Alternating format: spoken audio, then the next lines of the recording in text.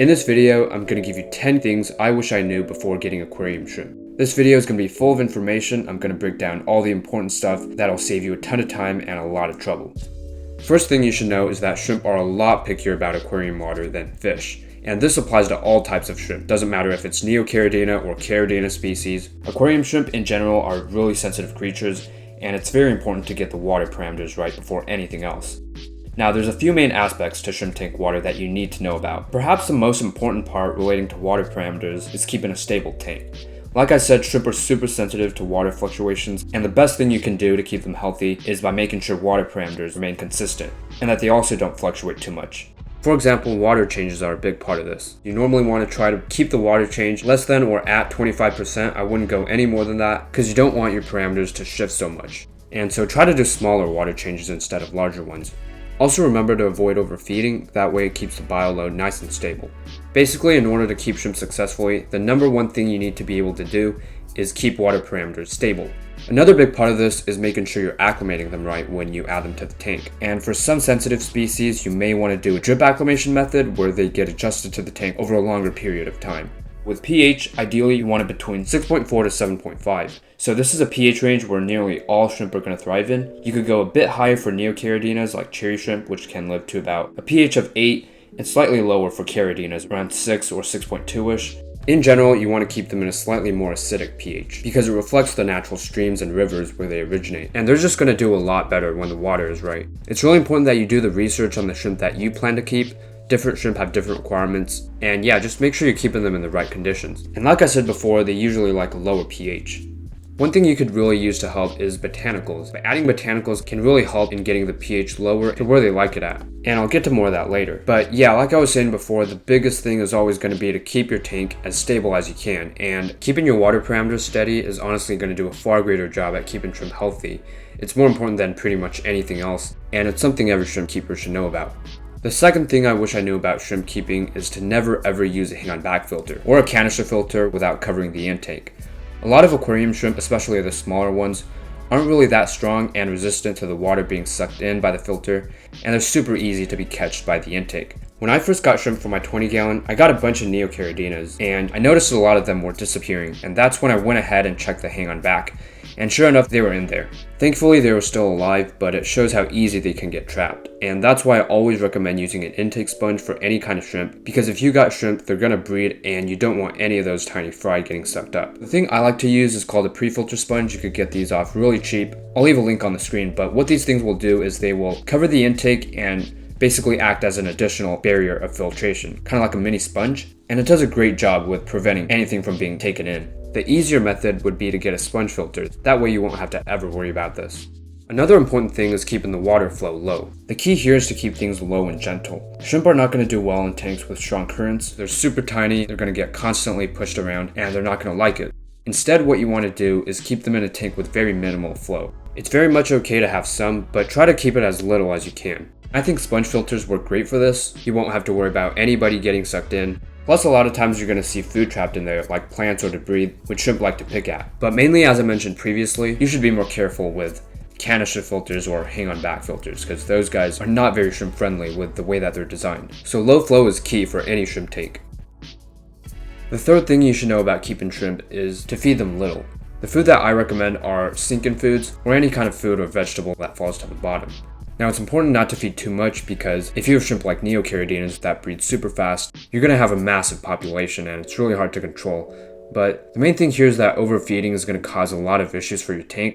It's going to create high ammonia, and the excess food is going to cause poor water quality, not to mention the algae blooms that could come with it. So don't overfeed your shrimp tank, and always remove any uneaten food to prevent ammonia spikes. If there's a piece of food in the tank, for example, a piece of a strawberry or a banana or something, that they can't consume within 2 to 3 hours, it's going to be a good idea to take that thing out before it causes any water issues. Overfeeding is probably the biggest mistake that shrimp keepers make, but unlike fish, shrimp are always going to be grazing on biofilm and algae, so you should be feeding them less. I recommend feeding shrimp 1 to 3 times a week depending on the tank. If you're keeping them in a well-established planted tank with leaf litter and all that stuff, you aren't going to need to feed as often. Now, the other mistake that people make is not feeding their shrimp at all. So not feeding your shrimp can actually cause a huge die-off in the population, and this just happens because there's not enough food to go around, and there's not going to be as much breeding, and it's going to be hard for the shrimp population to maintain itself.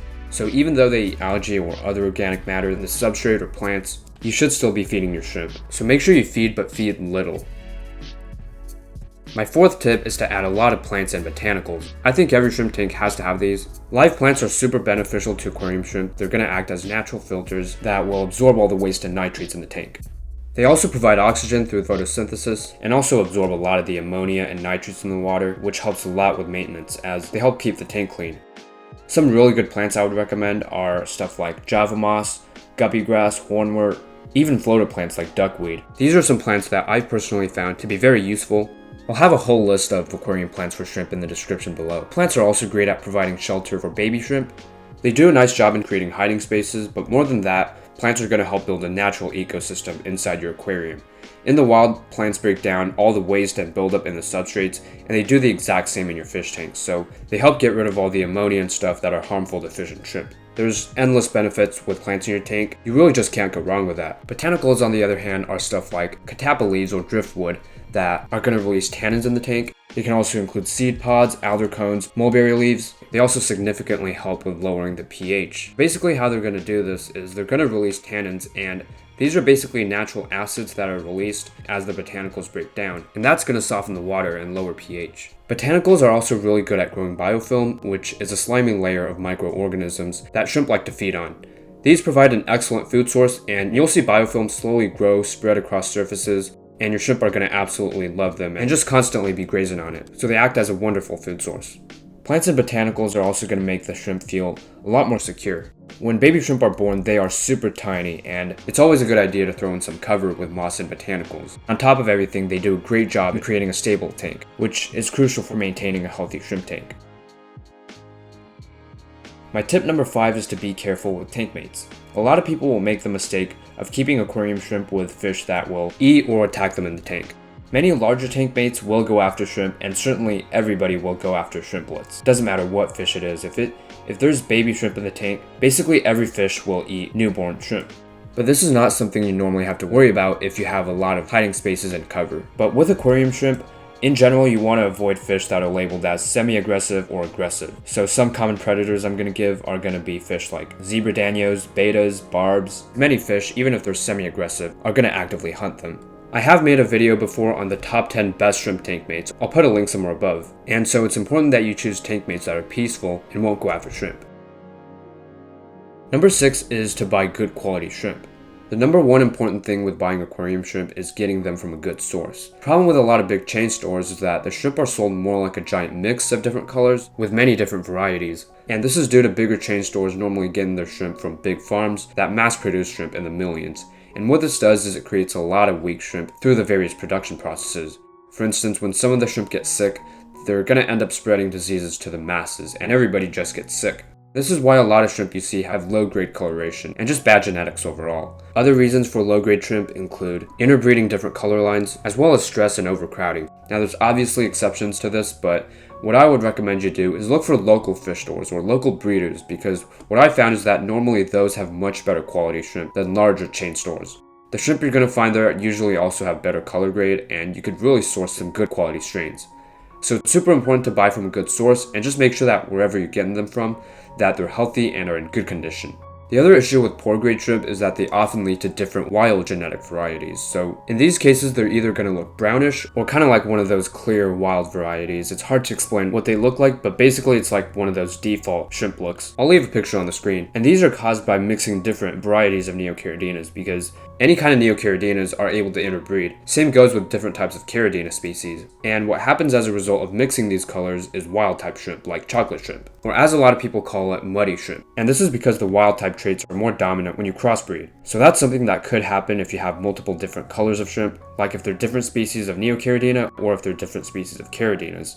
The easiest thing here is to just keep one type of shrimp. It's going to prevent a lot of the mix and crossbreeding. Mixing different colors also could lead to weaker colors in the future, which isn't ideal, especially if you're trying to breed them or make a good strain. The seventh thing you should know about aquarium shrimp is that a lot of store employees cannot tell the difference between species. This is one of those things that many shrimp keepers, especially new ones, should be aware of, because most people think that staff at their local fish stores are all knowledgeable with what they're dealing with, when it might not be the case. My advice if you're a beginner is to be able to recognize different species yourself. Do the research, get familiar with what you're seeking. This is also especially true with shrimp like ghost shrimp, amanos, and Neocaridina shrimp. There's just so many people that cannot tell these guys apart, and when I first started out, I was also handed stuff, especially shrimp, that was not what I was originally looking for. And it's usually also helpful to visit small, local, or family-owned aquarium stores. Those usually tend to be more knowledgeable and careful since the owners are more involved in everything.